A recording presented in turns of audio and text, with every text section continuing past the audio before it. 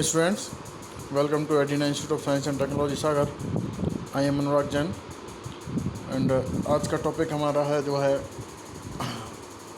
TFTP table file transfer protocols. Subject है advance computer network, semester 8। चलिए हम आज के टॉपिक पे स्विच करते हैं।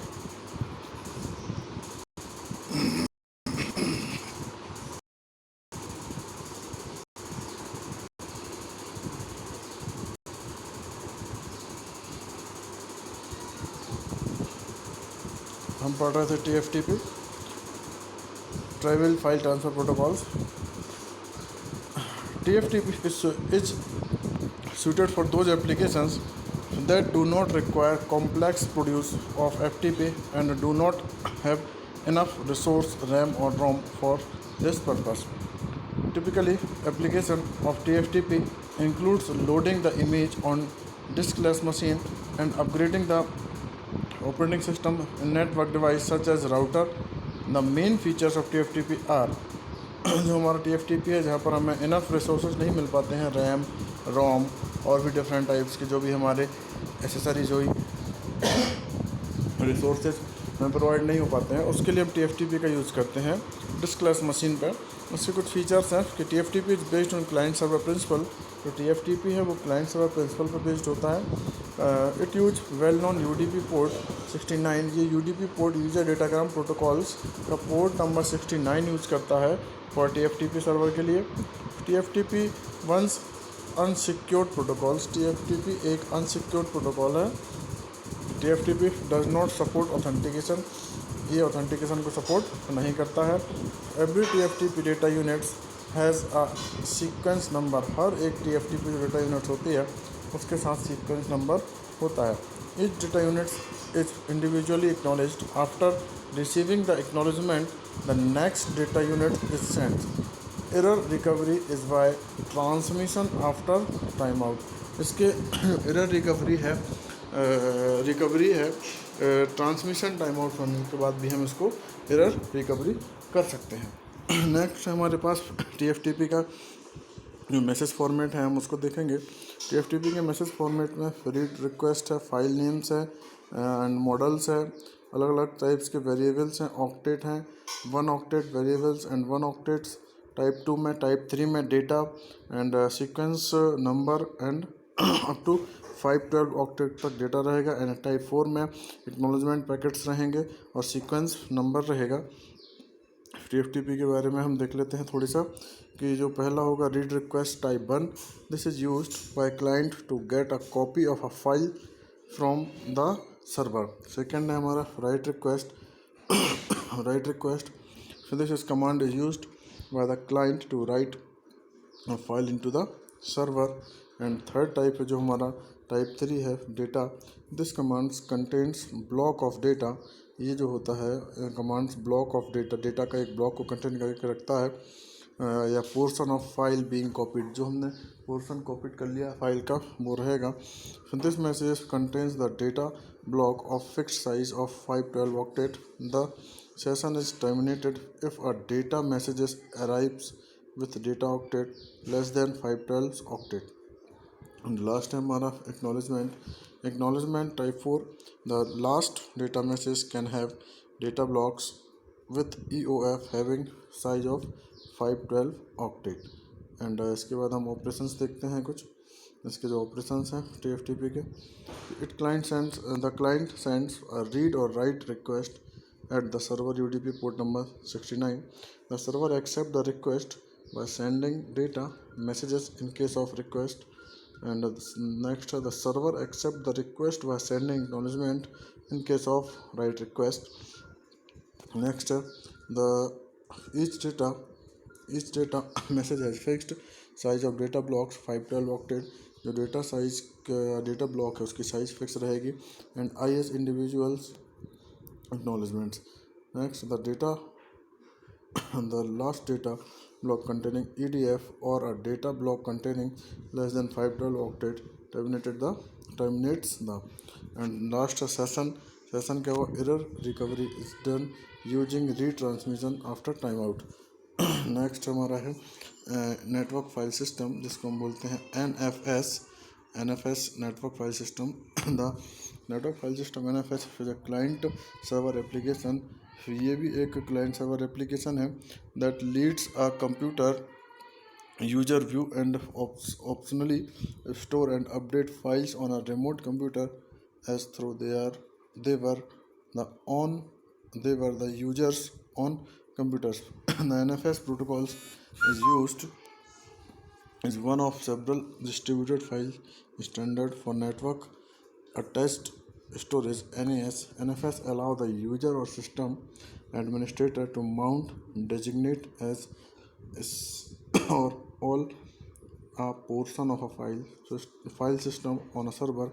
The portion of the file system that is mounted can be accessed by a client with whether privilege are assigned to each file read only or write only.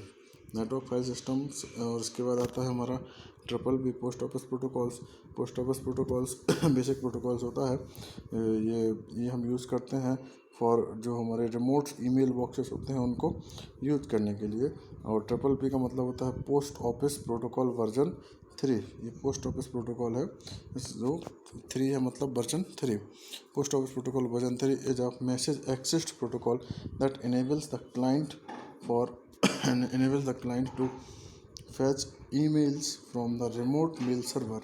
ये remote mail server से emails को fetch कर लेता है और simple mail transfer SMTP जो हमारा होता है उसके थ्रू डेटा को या नेटवर्क्स पे हमारे मेल्स को ट्रांसपोर्ट करता है। SMTP expect the destination host the mail server receiving the mail।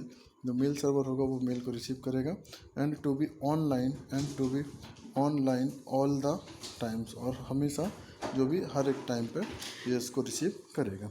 Next हमारा है जो mail accessed by POP3 the client POP software is installed on the receiver computers.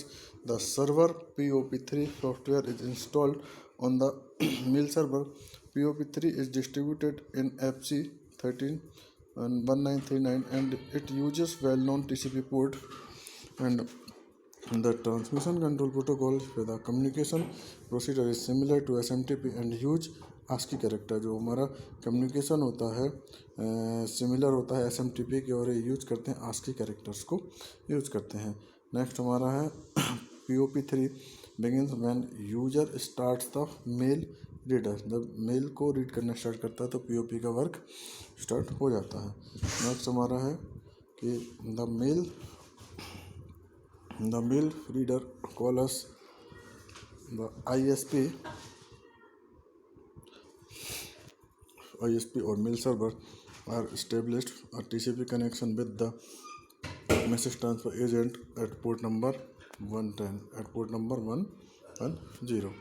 Next step, once the connection has been established, the POP3 POP है ये POP protocol goes through 3 states in sequence. First is authorization, second is transaction and third is updates।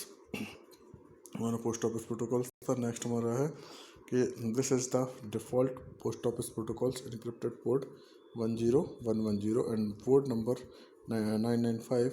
This is the port you need to use if you want to connect the using triple P securely. यदि triple P को security से use करना है तो आपको port number 995 use करना पड़ेगा। और ये हमारे पास है exchange of commands and response in POP3। एक मेल सर्वर है हमारे पास और यहाँ पर ये मेल सर्वर है, यहाँ पर ये हमारा POP3 क्लाइंट है, एक क्लाइंट है सर्वर है, ये कंप्यूटर्स बॉडीज़ हैं जो भी हमारे डेटा को ट्रांसफ़र कर रहे हैं। यूज़र नेम है, पासवर्ड है और लिस्ट है emails and their sizes, receiving 1, receiving 2 up to receiving and number of email. ये था exchange of commands and request of using POP3। Next protocol है हमारा IMAP, इसको बोलते हैं internet message access protocol. Internet message access protocol इसमें क्या है, the internet message access protocols is a female protocol used for accessing email on a remote web server from a local client. IMAP and POP3 are the two most commonly used internet mail protocols for retrieving emails. Both protocols are supported by all modern emails client and web server. दोनों जो हमारे protocols होते हैं वो हमारे both protocols are support दोनों protocol support करते हैं मॉडर्न ईमेल्स को and client server web server को. While the POP protocols assume that your emails is being accessed only from one application, IMAP allows simultaneously accessed by multiple clients. This is why IMAP is more suitable for if you're going to access your email from different location or if your message are managed by multiple users. By default IMAP protocol works in two ports. जो हमारे IMAP protocols होते हैं हम दो port में by default work करते हैं, port number 143 and port number 993. This is the default IMAP non-encrypted port, and this is a port you need to use if you want to connect using IMAP securely. And next हमारा प्रोटोकॉल है MIME multipurpose internet mail express. Multipurpose internet mail express is a standard which was proposed by Well Communication in 1991 in order to expand limit इस limits को बढ़ाने के लिए limit capability of emails. जो MIME है वो ईमेल्स की जो लिमिट है उसकी कैपेबिलिटी को बढ़ाने के लिए 1991 में लाया गया था. जो MIME is kind of add on a supplementary protocols. एक सप्लीमेंट्री प्रोटोकॉल्स अलाउ करता है non ASCII data to be send through SMTP. It allows the user to exchange different kinds of data files on the internet, like audio, video, images, applications, etc. पहले जो होता था कि text अकेला हम भेज सकते थे और अब ये सारी एक्सटेंड किया है इसको, तो ऑडियो वीडियो भी इस प्रोटोकॉल्स के थ्रू हम भेज सकते हैं. इसके कुछ फीचर्स हैं. It is able to send multiple attachments with a single message. एक मैसेज के साथ बहुत सारे अटैचमेंट हम डाल सकते हैं.